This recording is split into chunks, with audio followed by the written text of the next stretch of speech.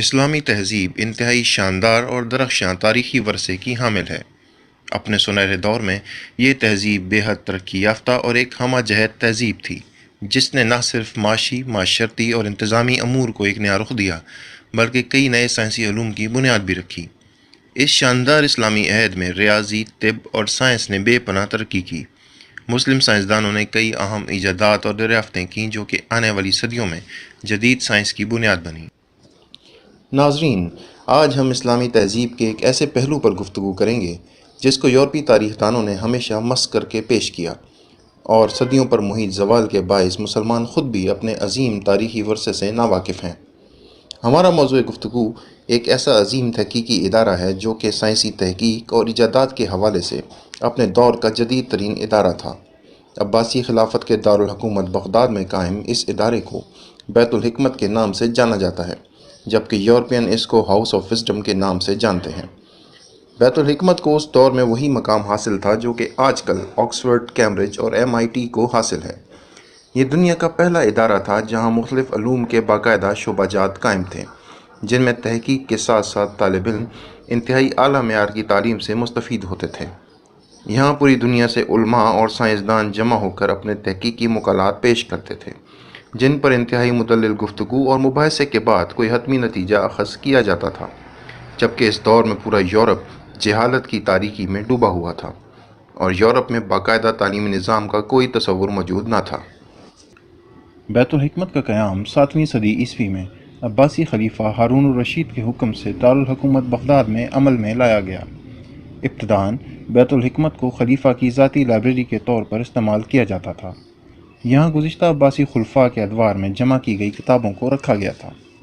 ہارون الرشید نے بھی دنیا کے مختلف خطوں سے سائنسی کتابیں حاصل کر کے بیت الحکمت میں شامل کیں اور اعلیٰ پائے کے مترجمین کی خدمات حاصل کیں تاکہ ان سائنسی علوم کو عربی زبان میں ڈھالا جا سکے۔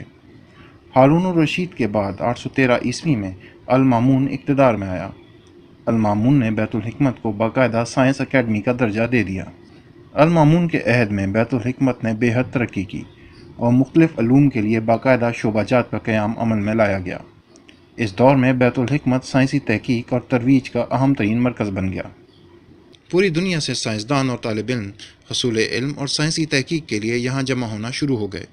بیت الحکمت میں اسلامی فقہ، معاشیات، ریاضی، فلکیات، طب، کیمیا، تعمیرات، آرکیالوجی، حیوانیات، جغرافیہ اور نقشہ نگاری کی تعلیم دی جاتی تھی۔ ان شعبہ جات میں سائنسدان ہمہ وقت انتہائی اعلیٰ پائے کی سائنسی تحقیقات میں مصروف رہتے تھے۔ بیت الحکمت کے زیر انتظام بغداد کے نواح میں ایک خلائی رصدگاہ کا قیام بھی عمل میں لایا گیا، جو کہ اس دور کی جدید ترین رصدگاہ تھی۔ یہاں سے کئی سیاروں اور ستاروں کا مشاہدہ کیا گیا اور نظام شمسی کے مختلف سیاروں کی محوری گردش اور مداروں کے حوالے سے اہم ترین دریافتیں ہوئیں۔ اس کے علاوہ چاند اور سورج گرہن کے کئی مشاہدات بھی کیے گئے۔ ان نو دریافت شدہ فلکی اجسام کے مقام اور خلا میں ان کی حرکت کی درست پیشگوئی کے لیے فلکیاتی پیرامیٹرز پر مشتمل کئی دستاویزات تحریر کی گئیں، جن کو الزیج کہا جاتا ہے۔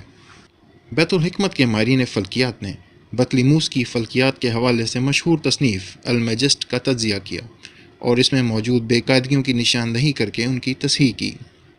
بیت الحکمت محض ایک عام سائنسی مرکز نہیں تھا۔ یہاں کے انجینئرز اور آرکیٹیکٹ پورے بغداد میں ہونے والی تعمیرات اور ترقیاتی امور کی نگرانی کرتے تھے، جبکہ اس کے زیر انتظام کئی اسپتال بھی تھے جہاں معالج اور سرجن مختلف جراثیم اور ان کے باعث ہونے والی بیماریوں سے واقف تھے۔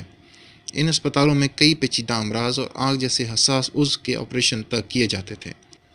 المامون کی خواہش پر بیت الحکمت کے ماہرین نے دنیا کا نقشہ بھی بنایا، جو کہ گزشتہ یونانی جغرافیہ دانوں کے بنائے گئے نقشوں کے مقابلے میں بے حد مفصل تھا۔ اس کے علاوہ زمین کی درست جسامت بھی معلوم کی گئی۔ اس دور میں مصریات پر بھی کافی کام کیا گیا اور کئی بار المامون خود بھی مصری آثار قدیمہ کی کھوج کی مہم میں بذات خود شامل ہوا۔ بیت الحکمت کا ایک اور عام شعبہ ترجمے کا شعبہ تھا۔ یہاں پوری دنیا سے آنے والی کتابوں کا ترجمہ عربی زبان میں کیا جاتا تھا۔ یہاں فیثاغورس، افلاطون، ارسطو، بکرات، اکلیدس، پلاٹیس اور برہما گپتا کی کئی سائنسی اور طبی تصنیفات کو عربی کے قالب میں ڈھالا گیا۔ یہاں سے ماہرین پوری دنیا میں نادر کتابوں کی کھوج کے لیے جاتے تھے۔ انہی ماہرین کے توسط سے المامون کو سسلی کی عظیم لائبریری کا پتہ چلا۔ یہ لائبریری یونانی سائنس اور فلسفے کی کتابوں اور مسودات سے بھری ہوئی تھی۔ اس دور میں عیسائی دنیا سائنس کو شیطانی علم خیال کرتی تھی، جس کے باعث یہ عظیم لائبریری عرصہ دراز سے بند تھی۔ المامون نے یہ پوری لائبریری خریدنے کے لیے سسلی کے بادشاہ سے رابطہ کیا۔ سسلی کے بادشاہ نے اپنے پادریوں سے مشورے کے بعد یہ پوری لائبریری مسلمانوں کے حوالے کر دی۔ اس طرح یہ گوہر نایاب مسلمان سائنسدانوں کے ہاتھ میں آ گیا۔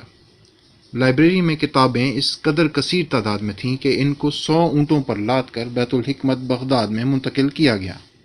بیت الحکمت سے کئی عظیم سائنسدان منسلک تھے، جنہوں نے اس ادارے میں رہتے ہوئے انتہائی اہم تحقیقات کیں۔